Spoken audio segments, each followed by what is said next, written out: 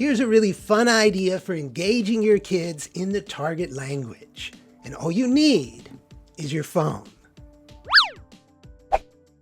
In fact, this simple activity is not only productive for your bilingual aim now, it produces priceless videos that you'll love viewing again in the future when your kids are older. I'm Adam Beck, and this is Bilingual Super Kids, the channel that can help you experience greater success and joy raising bilingual or multilingual kids. In my last video, I mentioned this idea briefly when I shared a short clip of an interview I did with my son when he was 7. But today, I'll tell you more about it and I'll share more examples. First, let's look at a few of these clips from the videos I made with my kids about 10 years ago. How would you feel if you woke up in the morning and there was a small octopus stuck to your head? What would you do? I won't do anything. I would say that's my style. That's your new style? Yeah. Aha! And you'd wear your octopus to school. Yeah. Very nice. And then some people would say, I want it, and then take it off, and then I'll be normal. Oh, I see. Or maybe they'll say, Lulu, what a style, what a style. I have to get an octopus too. And maybe all the kids in school will start wearing small octopuses on their head. Yeah, then I won't be the only one. Have you ever laid an egg?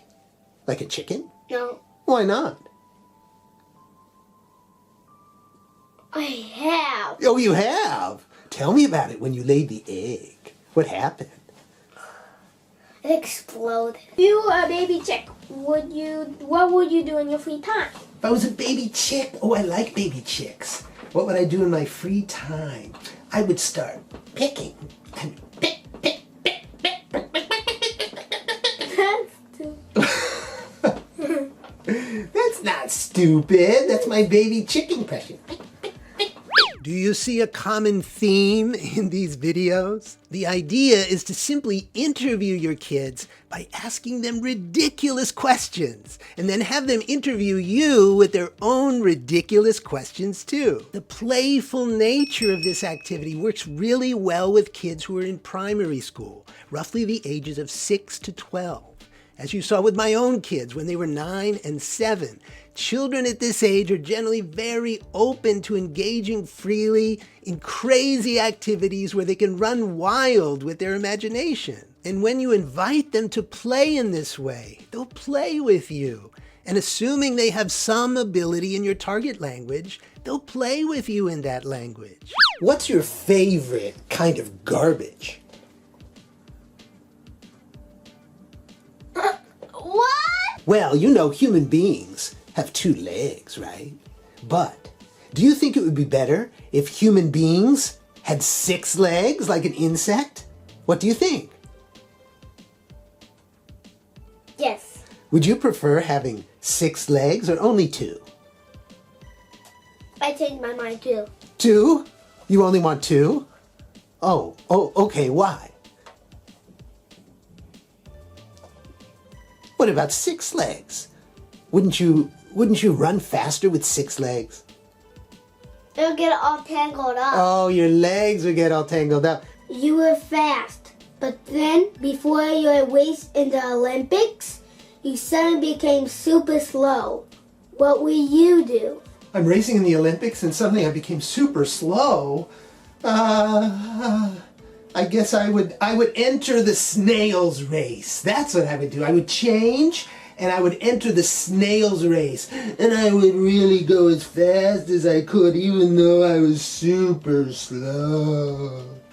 To do a ridiculous interview with your kids, you just need to prepare a list of ridiculous questions. Here are some more examples to get your imagination going. When you get into the bathtub, you notice that there's a crocodile in the water playing with your bath toys. What do you do? How many words could fit in your nose?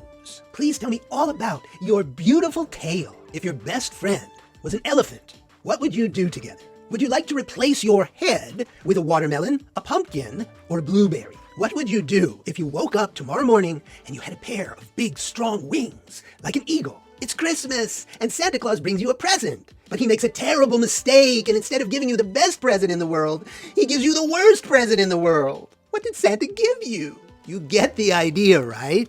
So prepare your list of 10 or 15 questions, put them down on paper, and then set up your phone in a suitable location.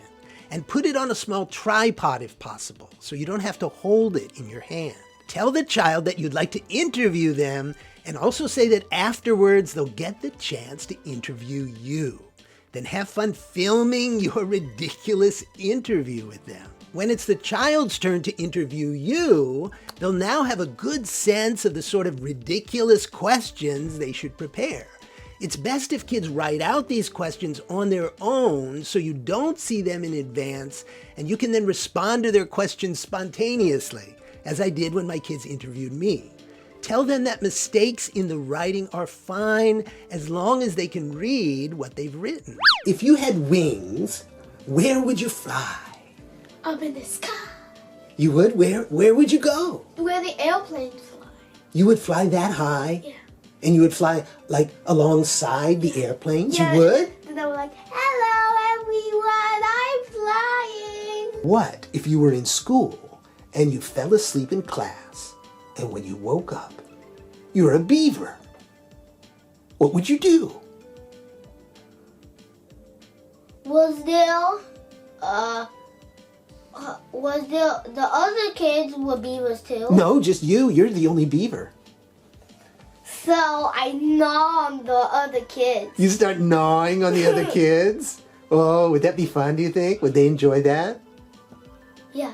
Would you gnaw on your teacher too? Even the principal?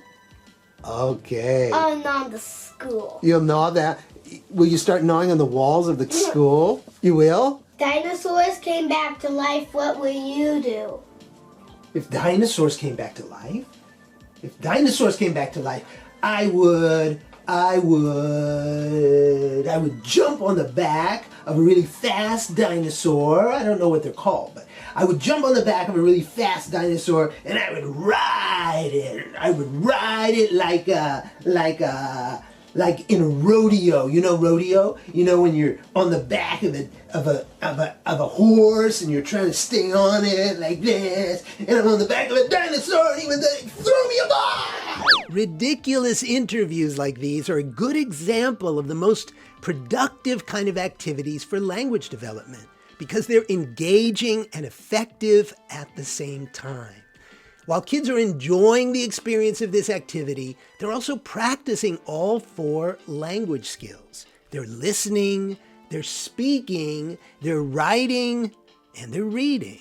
Plus, like I said, this activity also creates special keepsakes in the form of the videos that you make. Believe me, it's incredibly entertaining to now watch these videos with my kids 10 years later. Along with ridiculous interviews, I also suggest interviewing your kids each year on their birthday, asking them more normal questions about their lives, such as questions about the things they like to do and the places they like to go, any special events or trips over the past year, and maybe their dreams for the future. I did this with my kids when they were younger, but I didn't do it as consistently as I could have. It's an interesting idea, though, and if you can be disciplined about doing it year after year, the final results with all the interviews pieced together would be fascinating to see. Another great way to make use of video to increase input in your target language is the idea of cloning yourself. If you're a busy parent who wants to provide your kids with more language exposure, this could be a game-changing idea for your bilingual aim. If you were a butt face, what would you do? If I was a butt face? If I was a butt face, what would I do? I would